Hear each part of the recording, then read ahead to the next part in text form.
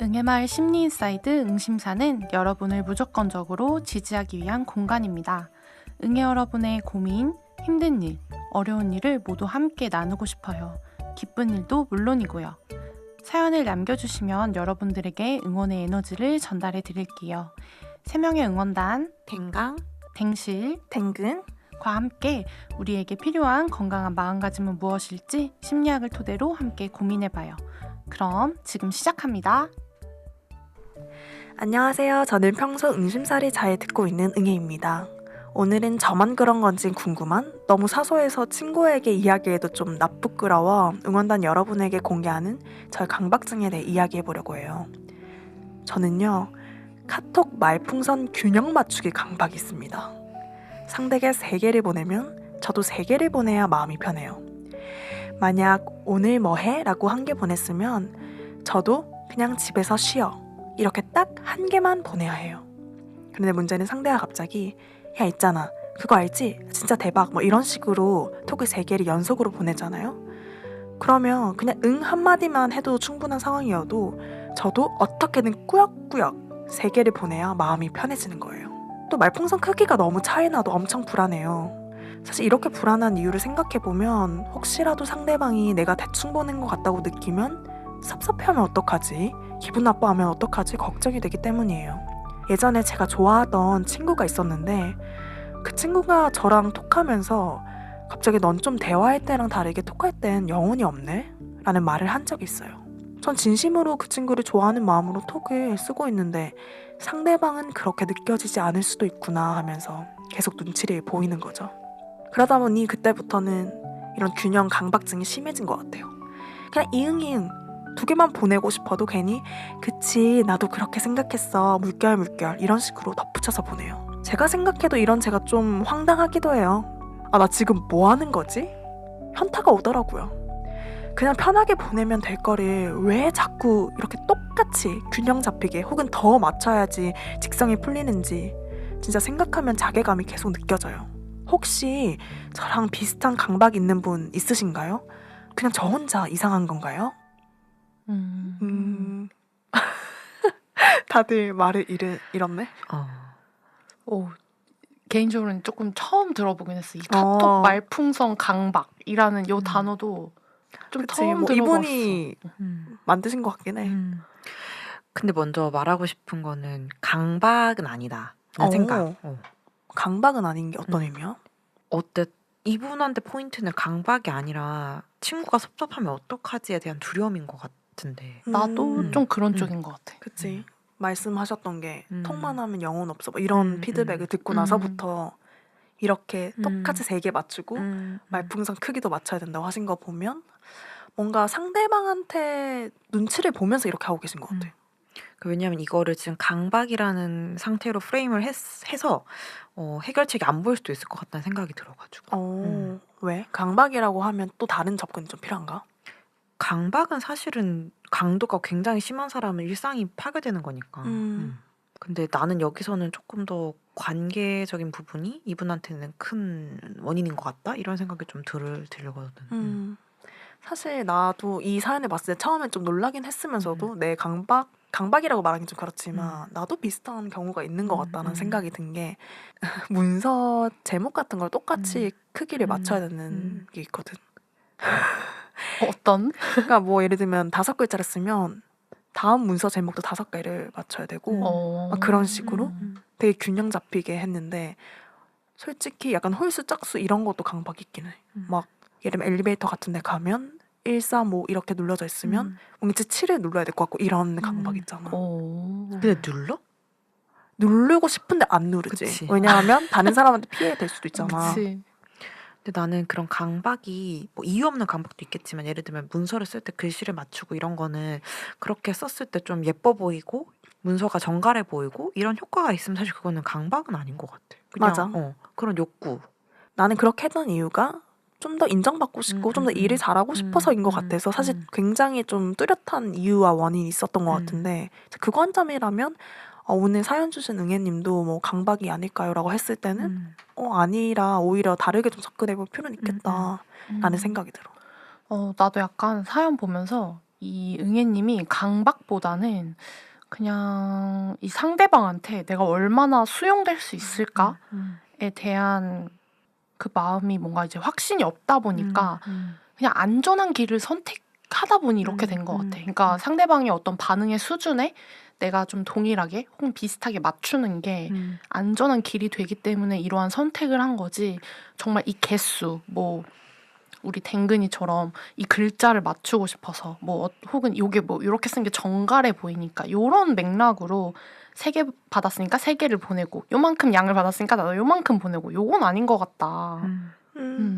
어떻게 보면 이분은 관계를 되게 트레이드 오프 준 만큼 받고, 그러니까 준 만큼 받고 싶고 받은 만큼 줘야 하고 약간 이런 식으로 거래 관계로 좀 생각하고 있는 거 아닐까라는 생각이 드네. 그게 그냥 나타난 현상이 카톡 말개수 맞추기. 근데 그게 아마 다른 친구분이 섭섭하다는 표현을 했기 때문에 그게 좀 놀란 마음에 가장 할 수 있는 쉬운 방법이 받은 만큼 보내는 거? 그거를 택하신 것 같아. 아까 그래서 쉽게 가장 쉬운 방법을 택했다는 것도 사실 그게 오히려 좀 더 가까운 것 같고, 그래서 진짜 내면을 보자면 뭔가 친구가 나로 인해서 섭섭해해서 그 관계가 멀어질까 봐, 관계가 뭐 단절될까 봐 이런 두려움이 아주 기저에 있는 것 같다는 생각이 좀 드네.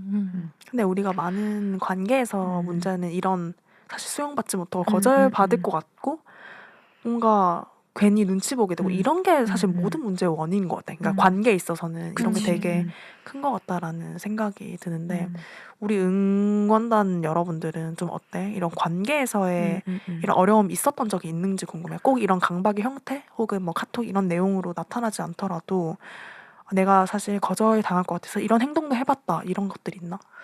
근데 사실 나는 이게 카톡이라서 더 이분이 심하다고 느껴지는 게, 뭐 물론 어떤 분들은 태어나자마자 카톡을 계속한 사람도 있겠지만 나온 지 사실 얼마 안 된 매체 중에 하나잖아. 근데 이 플랫폼에서 만들어진 질서나 규칙 같은 게 통일된 게 없다 보니까 더 혼란스러운 것 같다고 해야 될까? 차라리 만약에 이분이 만나서 어떤 사람이랑 시간을 보냈으면 이렇게까지 본인이 두려워하거나 오해를 안 했을 수도 있는데, 이 말풍선이 3개 왔는데 본인은 본인 나름대로 답장을 했어.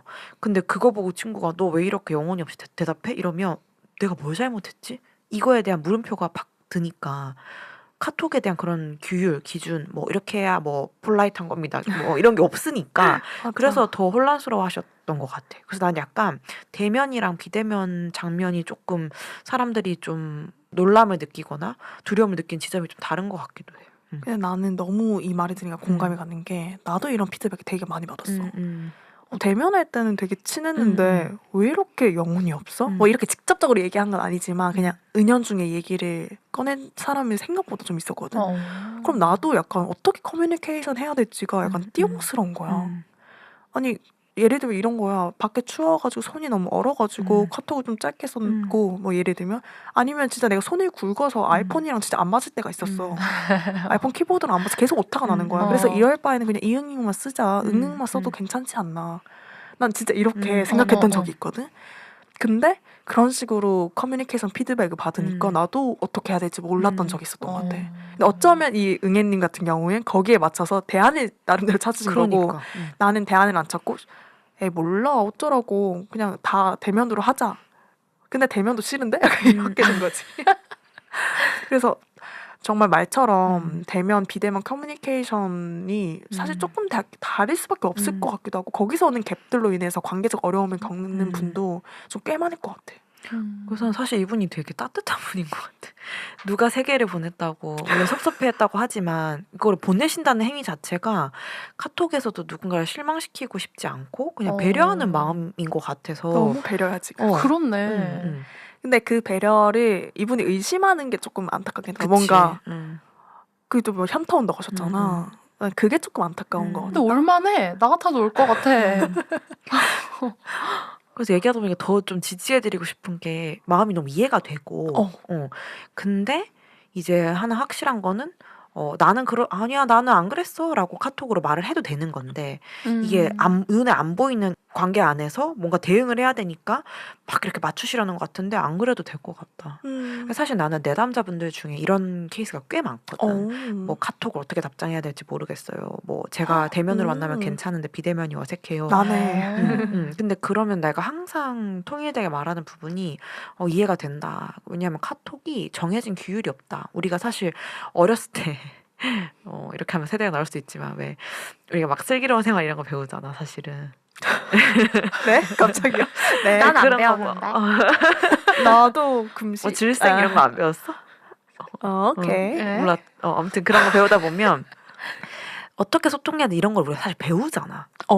근데 카톡을 어떻게 해야 되는지는 안 배웠거든. 난 배운 적 없어. 참고로.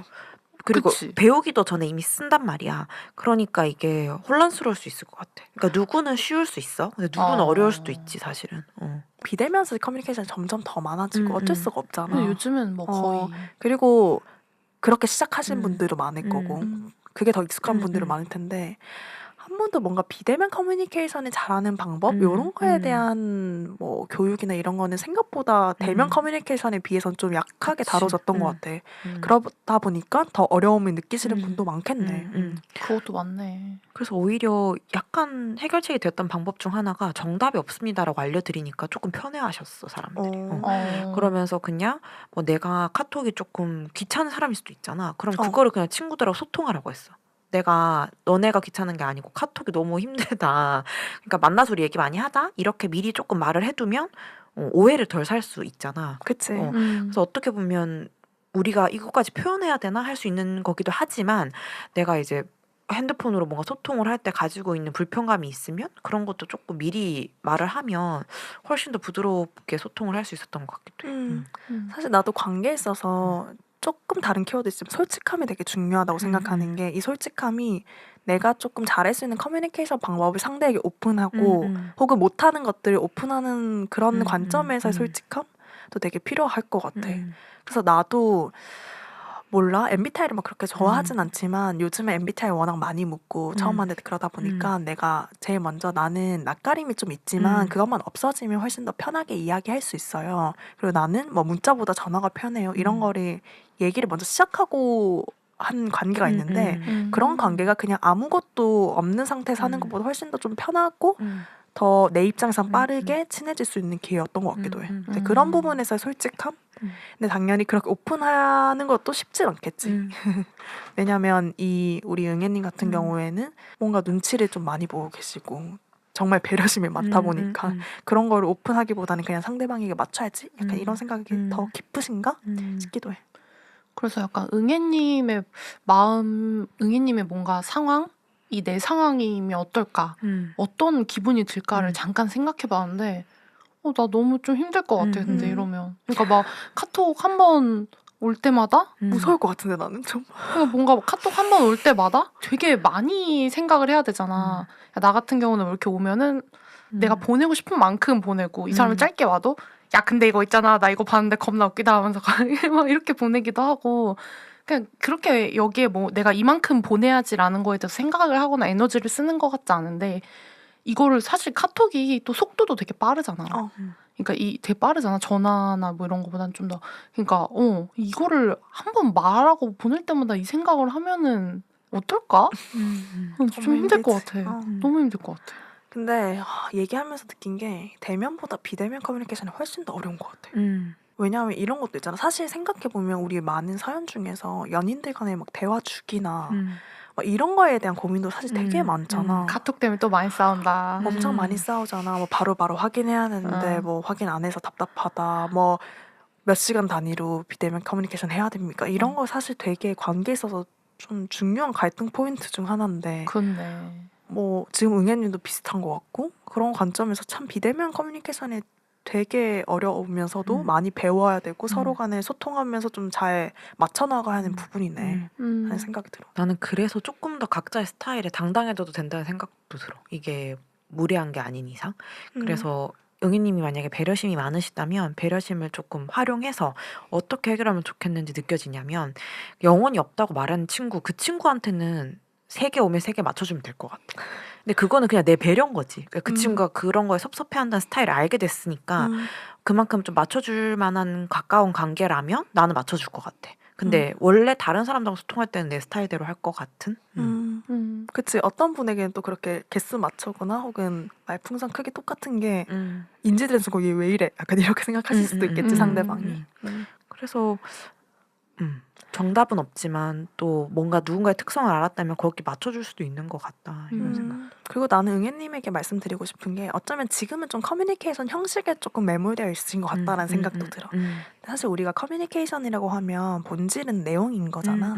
이 사람과 또 어떤 이야기를 나누면서 우리가 어떻게 방향성을 같이 가져갈까 이런 거를 조금 더 고민하는 게 더 사실은 난 조금은 더 본질적일 수 있다고 생각하는데 지금은 뭐 여러 가지 상황상 형식이나 개수나 이런 거에 조금 초점이 있어서 그 초점의 방향성이 한 번은 본질적인 내용으로 가봤으면 좋겠다 이런 생각이 있어. 난 그리고 응애님이 어떻게 보면 정말 뭐 타인을 지금 배려하고 있다고 얘기했잖아. 근데 그만큼 타인의 그 반응이나 그 어떤 마음에 대해서 중요시 여기기 때문에 이렇게 행동을 하시는 거잖아. 근데 그만큼 응애님 본인의 마음도 난 되게 중요하다고 맞아. 생각하거든. 그만큼 또 배려받아야 하는 거고. 그래서 응애님이 스스로를 먼저 뭔가 배려하고 그 마음을 스스로 좀 먼저 알아줬으면 좋겠어. 그리고 얘기한 것처럼 그냥 나의 패턴을 봤을 때 나는 이런 거는 뭔가 좀 불편해. 너무 빠른 카톡은 좀 힘들어. 근데 이런 의사를 밝혔는데도 상대방이 끝까지 뭔가 받아들이지 못한다. 나 그러면 솔직히 난 좀 거기까지인 것 같아. 맞아. 그게 뭐 계속 뭐 불만이고 이러면은 물론 뭐 연인 관계에서는 조금 뭐 맞춰 나갈 포인트가 있겠지. 너무 이제 딱 1대1의 관계니까. 근데 친구인데 막 그거에 대해서 막 맨날 막 섭섭하고 막 관계를 끝내마네 이러면 나는 유지하기 좀 힘들 것 같아. 그치. 다 자기가 쓸 수 있는 에너지를 먼저 아는 거? 진짜 그게 나를 아는 거? 내가 어떻게 배려받을 수 있는지 좀 파악하는 거 이런 거 되게 중요한 것 같고 나도 내 기준을 그렇게 만들었던 게 나는 긴 답장은 무조건 컴퓨터 켜서 하거든. 왜냐면 핸드폰을 너무 피로해가지고 손가락 아파. 근데 진짜 아프긴 해. 그러니까 그런 것들이 자기만의 스타일이 생기는 것 같아서 재밌네. 댕강이가 그런 줄 몰랐어. 잘 알았어. 유의할게. 아니야. 그러니까 그치. 난 티가 안 나게 그런 게 약간 패턴이 된 거지. 그러니까 본인만의 그런 패턴이 있는 건 참 좋다.